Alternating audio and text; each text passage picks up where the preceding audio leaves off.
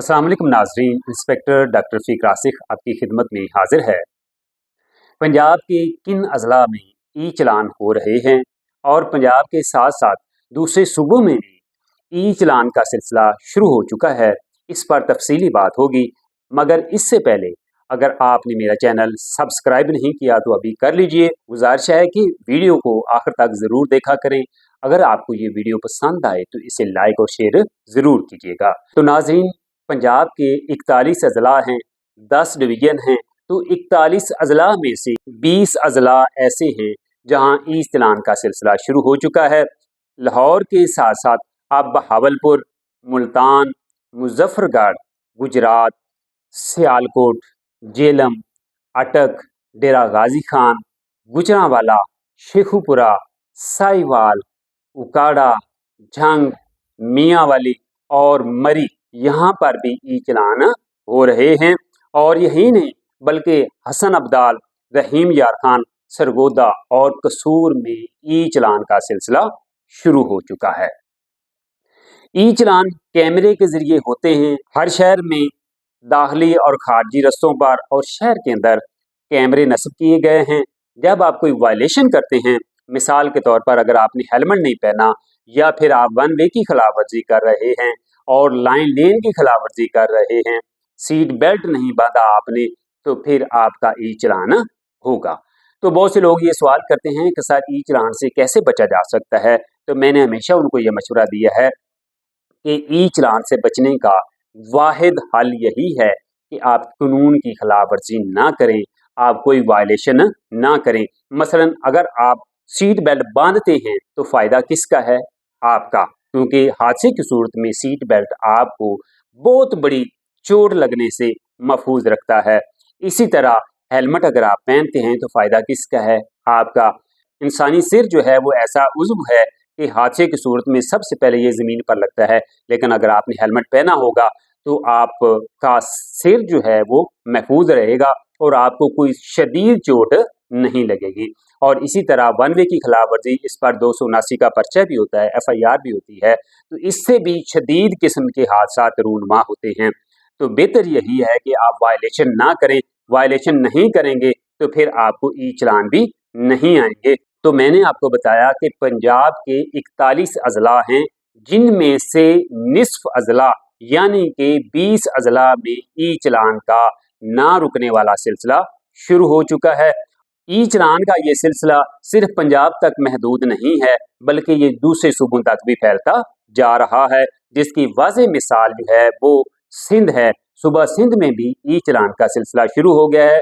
सूबा सिंध में जो सबसे पहला शहर जहां पर कैमरे लगाए गए हैं वो कराची है। कराची एक बहुत बड़ा शहर है, गुंजान आबाद इलाका है, बहुत बड़ी आबादी है। वहां पर सेफ सिटी ने कैमरे नस्ब किए हैं, ना सिर्फ ये कि ई चलान के लिए बल्कि सिक्योरिटी के मामलात को मद्देनज़र रखते हुए भी वहाँ पर कैमरों की ज़रूरत थी। तो पूरे कराची में कैमरे जो है वो नस्ब कर दिए गए हैं। ना सिर्फ वो सिक्योरिटी के मामलात को देखते हैं बल्कि ट्रैफिक के मामलात को भी वो देखते हैं। तो कराची में भी ई चलान का सिलसिला शुरू हो चुका है। तो अब जो कराची के शहरी हैं वो हो जाएं होशियार, खबरदार। अगर वो कानून की खिलाफ वर्जी करेंगे, ट्रैफिक कवानीन की खिलाफ वर्जी करेंगे तो अब उनका चलान होगा। और कराची के जो ई चलान का जुर्माना है वो पंजाब के ई चलान से कहीं ज़्यादा है। अगर आप कोई एक वायलेशन करेंगे तो हज़ारों में वहाँ पर जुर्माने हैं जो आपको जारी होंगे।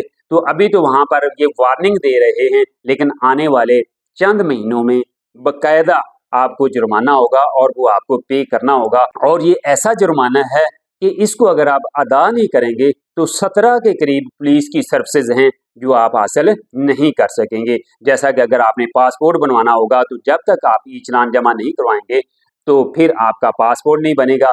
इसी तरह अगर आपके ज़िम्मे वाजिबुल अदा ई चलान हैं और आप लाइसेंस अपना रीन्यू करवाना चाहते हैं तो वो नहीं होगा। अगर आप बाहर जाना चाहते हैं और आपने करैक्टर सर्टिफिकेट बनवाना है और आपके ज़िम्मे वाजिबुल अदा ई चलान हैं तो फिर भी आप करैक्टर सर्टिफिकेट नहीं बनवा सकेंगे। तो जैसा कि मैंने आपको बताया कि ई चलान का सिलसिला ना सिर्फ पंजाब तक महदूद है बल्कि ये दायरा इसका फैलता जा रहा है, दूसरे सूबों तक चला गया है। अब पंजाब के साथ अब सिंध में भी, जैसा कि मैंने आपको बताया, कराची में ई चलान का सिलसिला शुरू हो गया है। आने वाले वक्तों में KPK में भी और बलूचिस्तान में भी ई चलान, वहाँ पर भी कैमरे लगाए जा रहे हैं, तो वहाँ पर भी ये ई चलान का सिलसिला शुरू हो जाएगा। बेहतर ये है कि हम कानून की पासदारी करें, कानून की खिलाफ वर्जी ना करें, तो फिर हम ई चलान से बच सकते हैं। यहाँ पर सवाल ये है कि आप ई चलान जो है वो कैसे चेक कर सकते हैं, क्योंकि बहुत से लोगों को ये पता ही नहीं है कि मुझे चलान आ रहे हैं। बाज़ औक़ात ऐसा होता है कि उनका जो मोबाइल नंबर है जो उन्होंने एक्साइज के ऑफिस में दिया होता है वो अपडेट नहीं होता।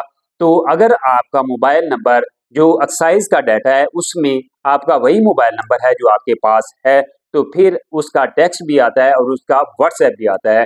जैसे ही आपका कोई चलान होता है तो आपको खबरदार किया जाता है कि आपका चलान हो चुका है। आपको चलान नहीं आ रहे तो ये ना समझे कि मुझे चलान नहीं आ रहे, मेरा कोई चलान नहीं है, बल्कि आप अपने चलान खुद भी चेक कर सकते हैं। ई चलान चेक करने के 2-3 तरीके हैं जो मैं आपको बता देता हूँ। सबसे पहला तरीका तो ये है कि आप गूगल पर जाएं, वहाँ पर ई चलान लिखें तो ई चलान का एक पोर्टल सामने खुल जाएगा। वहाँ पर आपने अपनी गाड़ी का, जो आपके पास बाइक है, व्हीकल है, उसका नंबर लिखेंगे और उसके बाद आगे जो ऑप्शन है उसमें चेसी नंबर भी होता है और शिनाख्ती कार्ड नंबर भी है। अगर वो गाड़ी जो आपके पास है वो आपके नाम पे है तो वहाँ पर आपने गाड़ी का नंबर लिखने के बाद शिनाख्ती कार्ड नंबर लिखना है, और अगर गाड़ी आपके नाम पे नहीं है तो फिर आप वहाँ पर चेसी नंबर लिखेंगे तो तमाम चलान जो हैं वो सामने आ जाएंगे। आप वो देख सकते हैं कि आया कि वो आपकी गाड़ी के हैं और वो तमाम चलान जो हैं वो वैलिड हैं। अगर तमाम चलान वैलिड हैं तो फिर आप उनको पे भी कर सकते हैं। पे करने का भी आसान तरीका है। तो पंजाब में तो ई पे पंजाब है, वहाँ पर उसका PSID जनरेट होता है। जैसे ही वो 18 डिजिट का PSID जनरेट होता है तो वहाँ पर भी ऑप्शन है कि आप उसको अदा कर सकते हैं। तो ई चलान देखने का, जैसा कि मैंने आपको बताया, ये पहला तरीका था। दूसरा तरीका ये है कि पंजाब सेफ सिटी की एक ऐप है, पब्लिक सेफ्टी ऐप, तो उसको आप डाउनलोड कर लें। तो अगर आप उसमें अपना लॉगिन कर लेते हैं तो जस्ट 1 क्लिक पे माई ई चलान पे आप क्लिक करें तो आपके तमाम चलान जो है, मसलन आप सुबह से शाम तक बाहर रहे, घर आए, आपने जस्ट 1 क्लिक पे को सिलेक्ट किया तो आपके तमाम चलान जो है वो सामने आ जाएंगे। अगर पूरे दिन में आपका कोई चलान हुआ तब भी, ना हुआ तब भी, तो वहाँ से भी आपको पता चल सकता है। तो गाहे-गाहे आपको अपनी गाड़ी के ई चलान चेक करते रहना चाहिए। दूसरी बात ये है कि अगर आप समझते हैं कि जो मुझे ई चलान आ रहे हैं और आप उनको चेक करते हैं वो आपके नहीं हैं, तो वहाँ पर आप उसकी शिकायत का अंदराज भी कर सकते हैं और ये काम भी आपने खुद ही करना है। जैसा कि मैंने आपको वो बताया कि जब आप चलान चेक करते हैं तो वहाँ पर 2 ऑप्शन होते हैं।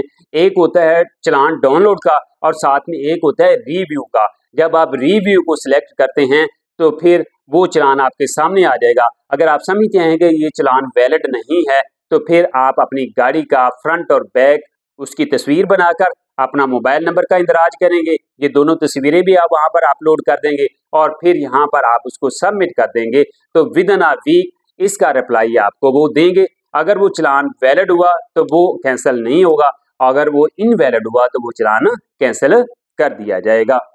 उम्मीद करता हूँ आज की ये वीडियो आपको पसंद आई होगी। आइंदा फिर एक नई वीडियो नए मौजू के साथ हाजिर होऊंगा। तब तक दीजिए इजाज़त। अल्लाह निगहबान।